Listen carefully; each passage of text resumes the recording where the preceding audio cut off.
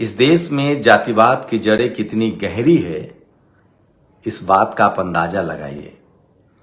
Social media पर, Facebook पर, YouTube पर जो लोग कमेंट करते हैं लिख के, वो पढ़े लिखे लोग हैं, ये तो साफ है, कोई शक नहीं है इसमें।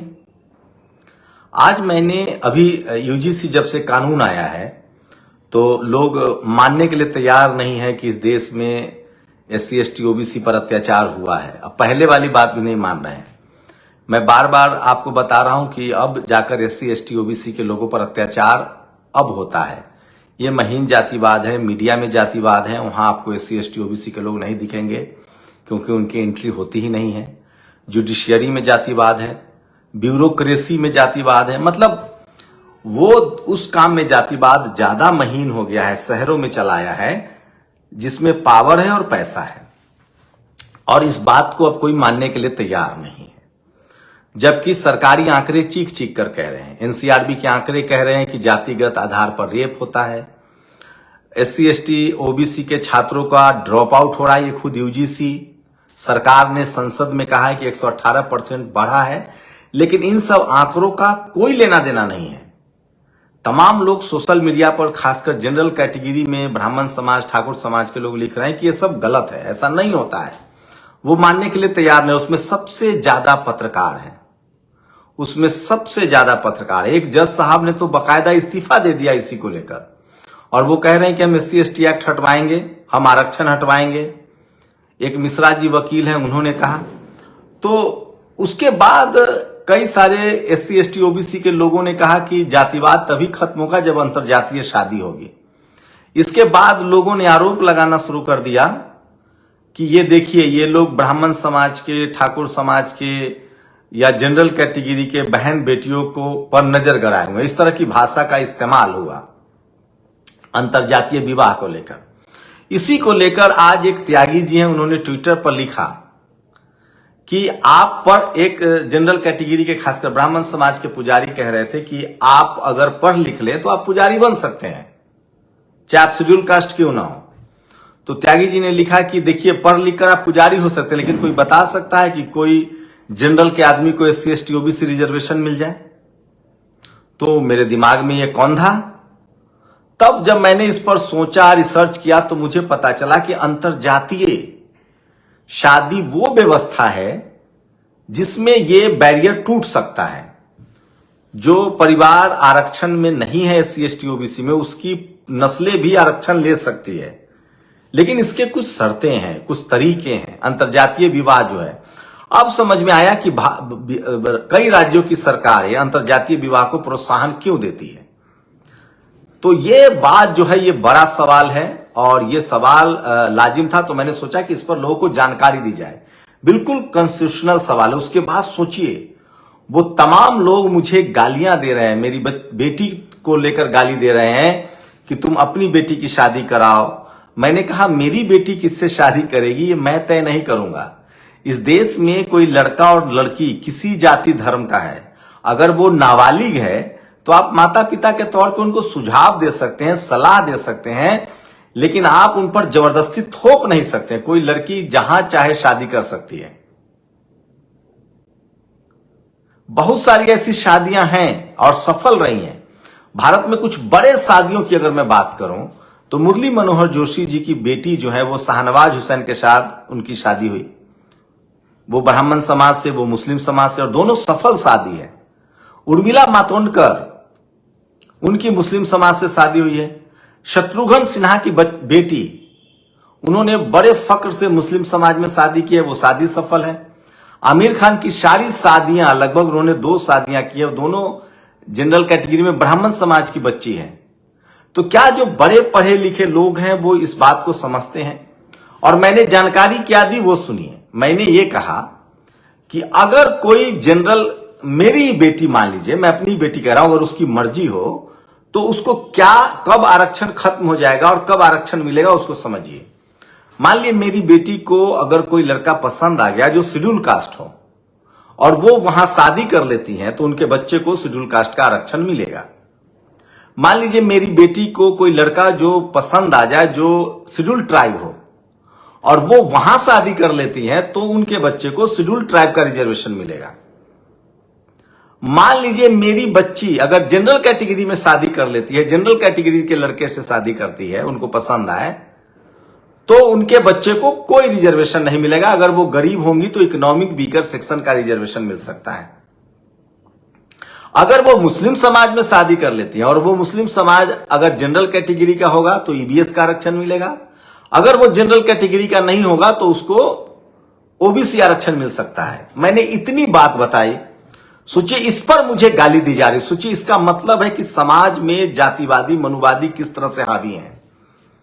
उसी तरह से मैंने कहा कि कोई जनरल कैटेगरी की लड़की है और अगर उसको आरक्षण चाहिए उसकी नस्लों के लिए, उनके आने वाले बच्चों के लिए, और अगर वो शादी ओबीसी से करती हैं तो उनके बच्चों उनको नहीं मिलेगा, लेकिन उनके बच्चों को ओबीसी का आरक्षण मिलेगा।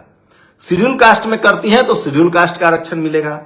अगर शेड्यूल ट्राइब से करती हैं तो शेड्यूल ट्राइब का आरक्षण मिलेगा। अगर वो मुस्लिम समाज से कर लेती हैं तो भी शेड्यूल ट्राइब या ओबीसी या फिर ईबीएस मिल सकता है। यहां तक कि अगर वो अंतरजातीय दूसरे धर्म में भी शादी करती हैं तो भी उनको आरक्षण मिल सकता है। भारत में शादी को लेकर कोई बंधन नहीं है लीगल तरीके से। कोई अंतरजातीय शादी भी कर सकता है, अंतर राज्य शादी भी कर सकता है, बिहार यूपी में कर सकता है, कोई अंतरदेश वाली शादी भी कर सकता है, अमेरिका में भी कर सकता है, लंदन में भी कर सकता है। अभी पाकिस्तान से एक मीना जी ने कर रखा है।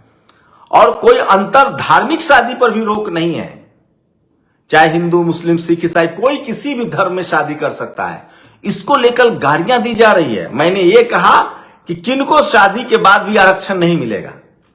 जैसे कोई शेड्यूल ट्राइब लड़की है और अगर वो जनरल कैटेगरी में शादी कर लेती हैं तो उस लड़की को तो आरक्षण मिलेगा शेड्यूल कास्ट का, वो जब तक हैं, लेकिन उनके बच्चे को नहीं मिलेगा क्योंकि उनके पिता जनरल के हैं। अगर कोई शेड्यूल कास्ट या एससी या ओबीसी की लड़की जनरल में शादी कर लेती है तो उसके बच्चे को, अगर वो गरीब है तो इकोनॉमिक वीकर सेक्शन का रिजर्वेशन मिलेगा। बताइए, इस बात को बताने में गाली गलौज हो रही है। आप अंदाजा लगा सकते हैं कितने कुड़मगज लोग हैं और कितना पेट्रियार्कल सोसाइटी है ये दुनिया में भारत पाकिस्तान बांग्लादेश के अलावा कोई ऐसा देश नहीं है जहां, भारत में भी सोचिए, 2 नाबालिग की शादी नहीं हो सकती है, वो होता है। लेकिन 2 बालिग जो 2 बालिग हैं वो अपनी मर्जी से जिस धर्म में जिस जाति में चाहे शादी कर सकते हैं। और इसी अंतर्जात इस देश में जातिवाद की जड़ें कितनी गहरी हैं, सांप्रदायिकता कितनी है। इस देश में कैसे भाईचारा बढ़ेगा, कैसे ब्रदरहुड बनेगा, कैसे हम भारतीय बनेंगे। सबसे बड़ा जो इंस्टीट्यूशन होता है वो परिवार होता है। पूरी दुनिया में लोगों ने सिविक सेंस पर काम किया है। अमेरिका यूरोप में रंगभेद इतना ज्यादा था कि वहां कैंपेन चलाकर शादियों को प्रोत्साहित किया गया। ब्लैक व्हाइट की शादी को, चाहे लड़का ब्लैक हो या लड़की ब्लैक हो, लड़का व्हाइट हो या लड़की व्हाइट हो, शादी को प्रोत्साहित किया गया और उस वजह से वहां रेसिज्म खत्म हुआ। इसी बात को जब बहुजन समाज के लोग लिख रहे हैं कि जातिवाद खत्म करने का एक तरीका अंतरजातीय विवाह भी है, जिससे 2 समाज, 2 परिवार, समाज, धर्म के लोग सब उठेंगे बैठेंगे साथ, तो उससे उनकी समझ बढ़ेगी। सोनाक्षी सिन्हा जी की शादी हुई है मुस्लिम से, क्या हो गया? आमिर खान जी की शादी हुई है ब्राह्मण समाज में। बहुत सारे जो सक्सेस लोग हैं, बड़े लोग हैं, उन्होंने इस लाइन को लिया और ये संवैधानिक प्रावधान है। ये बताने के लिए गाली गलौज हो रहा है और आपको लगता है कि वो एसपीडीएम बनने पर तबाह नहीं करते होंगे। आप सोचिए, और ये ज्यादातर गाली देने वाले लोग ब्राह्मण समाज के जो मुझे गालियां दे रहे हैं। बताइए, ये हिंदू एकजुटता की बात कर रहे हैं, मतलब आरक्षण से प्रॉब्लम है, अंतरजातीय विवाह से प्रॉब्लम है। मैंने ये तो नहीं कहा कि सिर्फ ब्राह्मण समाज की लड़की हो या किसी जाति की लड़की हो। आइए, संतोष वर्मा के साथ यही हुआ सस्पेंड। अरे सर, अंतरजातीय विवाह का मतलब होता है किसी समाज की लड़की या लड़का हो सकता है। मैंने सिर्फ आरक्षण के प्रावधान बताए थे, संवैधानिक प्रावधान बताए थे कि किनकी किससे शादी होगी तो आरक्षण रह सकता है, या आरक्षण, अगर मैं आरक्षण छोड़ना चाहूं और मैं शेड्यूल कास्ट की महिला हूं और आरक्षण छोड़ना चाहूं और अगर मैं जनरल में शादी कर लेती हूं तो मेरे बच्चों को आरक्षण नहीं मिलेगा। सिर्फ जानकारी देने की कीमत गाली है। मैं बार बार कह रहा हूं, जातिवाद बहुत महीन है। अब जातिवाद गांव में जो है वो मोटा जातिवाद है। अब जो मोटा जातिवाद है, अब शहरों में जातिवाद है, मीडिया में, जुडिशियरी में, कॉलेज यूनिवर्सिटी में, ब्यूरोक्रेसी में, बिजनेस में। आप जब तक भारतीय नहीं बनेंगे, जब आप भारतीय बन के सोचेंगे, तब आप किसी को इंटरव्यू में नंबर नहीं काटेंगे। किसी को जात सोचिए, मैं कल एक वो जो माहौल क्या है, वो लखनऊ में सवाल पूछ रहे थे अंबेडकर हॉस्टल में, कह रहे कैसे आप कह देंगे कि नंबर काट लिया जाता है। सोचिए, इस देश में जो SC ST OBC के छात्र, अल्पसंख्यक समाज के छात्र, किसान कम्युनिटी के छात्र रिटेन में अच्छा नंबर लाते हैं, उनका इंटरव्यू में नंबर खराब हो जाता है। तो मैं तो यही कह रहा हूं कि इस देश में पार्लियामेंट भी लाइव होता है, पार्लियामेंट की बहस लाइव होती है, मारपीट, गाली गलौज जो भी हो संसद में देश देखता है, सारे विधानसभाओं की कार्रवाई लाइव है, सुप्रीम कोर्ट, हाई कोर्ट के सारे फैसले लाइव हो रहे हैं। तो इंटरव्यू लाइव कर देने में क्या दिक्कत है, या इंटरव्यू का रिकॉर्डिंग करवाने में क्या दिक्कत है? मतलब सोचिए, एक अंतरजातीय विवाह पर लोगों के मतलब रोंगटे खड़े हो जाते हैं, लोग गाली गलौज करने लगते हैं। सबसे बड़ा इंस्टीट्यूशन तो वही है। सबसे पहला जो किसी आदमी के जीवन में जो बड़ा फैसला होता है वो शादी का होता है, और वो फैसला मैक्सिमम इस देश में जाति देख के होता है। और आप कह रहे हैं कि जातिवाद नहीं है।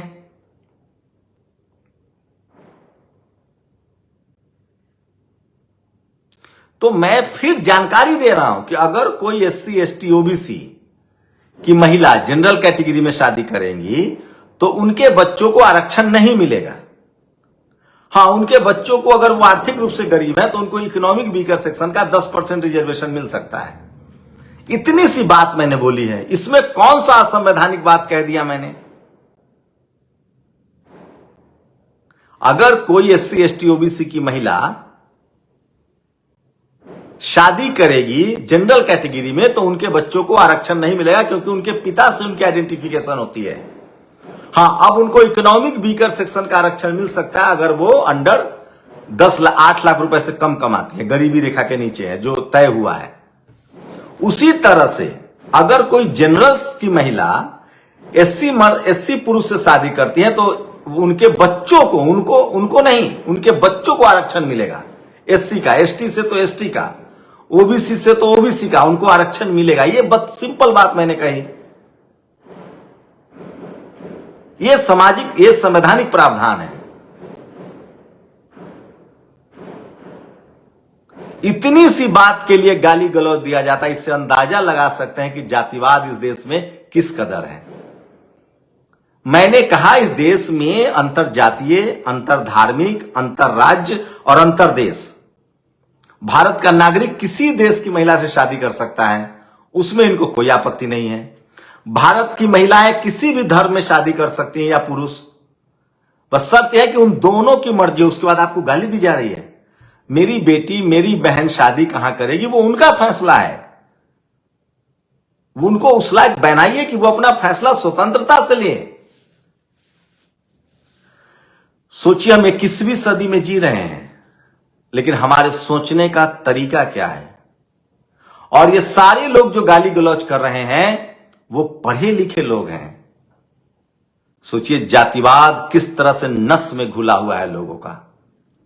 उसके लिए देश, राष्ट्रवाद, ये सब धोखा है।